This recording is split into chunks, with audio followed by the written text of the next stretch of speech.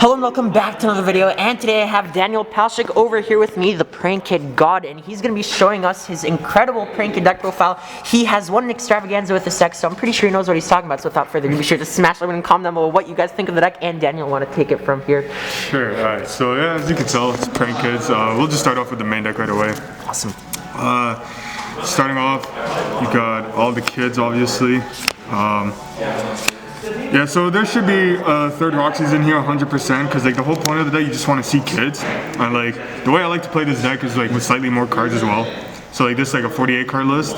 So especially in those, you not only do you want more kids, so obviously because you want to draw it, but your most important resource of kids is in the deck. It's like a very unique way of how the deck is played because usually your resource like hand grade or whatever. But you want to make sure you have as many names in deck as possible to play. So yeah, like I would definitely add a third one. And then yeah, like nothing else to say for the rest of them. You know, pretty Awesome. standard. Yeah, very standard. And then onto the hand trap lineup, it's 3 Ogre, 3 Ash, 3 Nib, 3 Imperm, like just like an honorary kind of thing. So basically, Ash on its own is like not usually worth playing, but like when you have it in tandem with a shit ton of other nonsense, that like usually works out pretty well. So obviously like, when you have like this many non-engine pieces, like Ash is pretty nice. Nib is like surprisingly good this format. Like even though like you have the brave shit everywhere, like you'd be surprised how often Nib comes up. Obviously Ogre is pretty nice. And then Imperm just like almost always just be pretty solid. And then Droplet is like it's free value in this deck, especially if you send like Field Spell, like one of the Brave Continuous spells. Like it's pretty nice. Yeah. Because like you're like obviously like the biggest thing is Scythe, and like all of this shit helps to stop Scythe. Yep. Awesome. So that's the hand trap lineup. Very solid. Yeah, like it's nothing too crazy. Like it's a very like streamlined deck, like especially because of this engine right here. Like basically every deck in the game is playing it now, and then obviously the equip. So like the deck is there's hand traps with the brave and a normal summon basically now, right? Like you don't really have much interesting, just anything interesting going on really. I'll be honest. But what's really nice about this engine in this deck is that you don't have to summon Griffin before you go for Meow Meow, because when you special your Meow Meow, your Brave spell will just chain block it to search for the Draco back, and then you get Griffin, and Griffin ends up being your 5th summon anyway. So not only do you make Ash irrelevant, but you make sure they can't hit you with a follow-up Nib. Like It's incredible. Yeah, like the engine is fucking insane. Like it just, What do you think of the deck without the Brave engine? Without it, like I mean, it's fine. Like you can still play it. Obviously, it operates, but this just offers so much for the deck. And now, especially with one Meow, like so many times when Meow was at 3, like my kid would get stopped or whatever. Like, but then you have all your non-engine pieces to stop them, and then on your next one, you just normal summon and do it again. Good. Right? Whereas now, if you don't have the Brave engine and your kid gets stopped, like unless Meow Meow lives, like you have no follow-up. So like this is just so important. All right. Like I hate to say, but like it's not worth playing this deck without this engine. Awesome. And then I played the DPE package as well. Like it's just another really good push.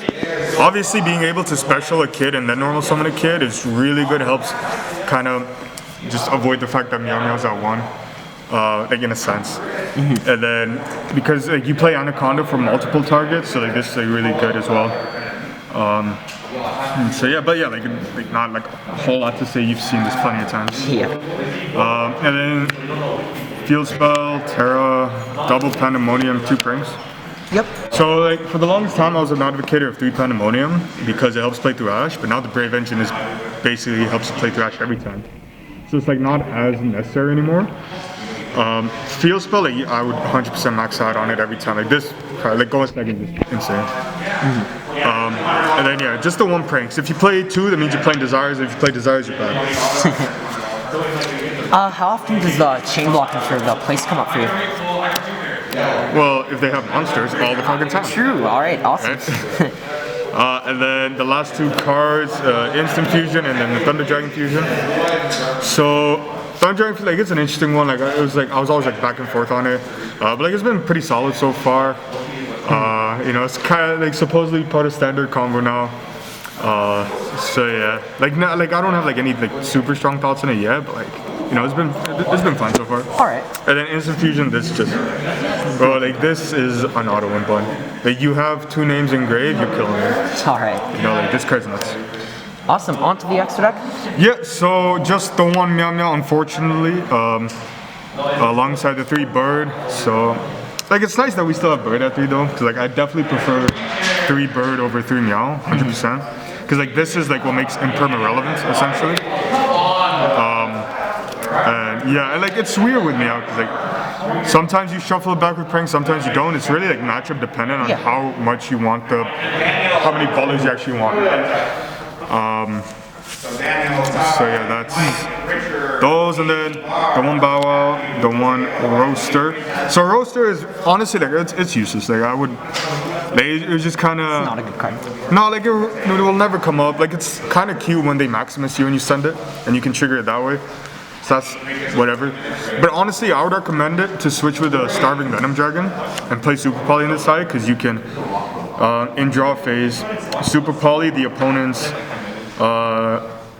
what's called DPE, and then whatever dark monster they might have, generally the Bardiche, so that they can't scythe you.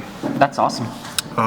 Yeah, either that or like Link Spider and Link Rebo, so that if you get nibbed, you can still make Anaconda. Yeah. And then speaking of which, you got the Anaconda, obviously. Unicorn uses to link climb an access code, and access code just steals games. Straight up crazy card. Then for the fusions, it's double Butler. So like even like before me, I mean, I was the one like Butler at 2 was like always a solid option because it helps just play around droplets and Dark Ruler and all that. And it's just really good. Like honestly, like just before the extra super type, but now like having 2 Butlers is honestly phenomenal. Yeah. Then the Washer and Ride, these cards just nuts. Obviously, Incredible. like this is great. This is like helps with like a lot of damage stuff nonsense. Like this really helps make the striker matchup free and whatnot. Like really fucking Very powerful. good cards. And then last one is DPE. Obviously, this card just worked the format. Yeah. And then the last card is Toad.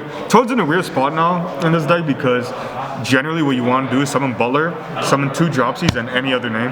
And then on your turn you immediately overlay for the Toad, then use the 3rd name for Meow Meow. Obviously Meow Meow's at 1 now. If you shuffle it away, that combo still applies. However, if you needed to banish it or whatever the situation may be where you don't have it in extra deck, then like Toad's in a weird spot, and if you didn't get the Brave Engine, then like I would recommend that you play around there, but then turn 2 you aren't able to if you had to use the Meow. So it's like so in a weird spot. Like usually like the more you play with it, like the more comfortable and you are with it and you know what to do, but like yeah, but like still like I would never cut. Like this card's fucking crazy. Like especially when you negate an opponent's DP and you take it, and like it's wild. It's crazy. All right, is that it? Yeah, that's it. Awesome. Thank you so much once again to Daniel for coming onto the channel, the Prank Kids God, the winner of the extravaganza with the deck. This guy's absolutely insane. It's fine though. If you guys haven't already, be sure to hit that subscribe button, smash like button, comment down below what you guys think of Daniel's list, and of course I'll catch you guys in the next video. All right, guys. Peace.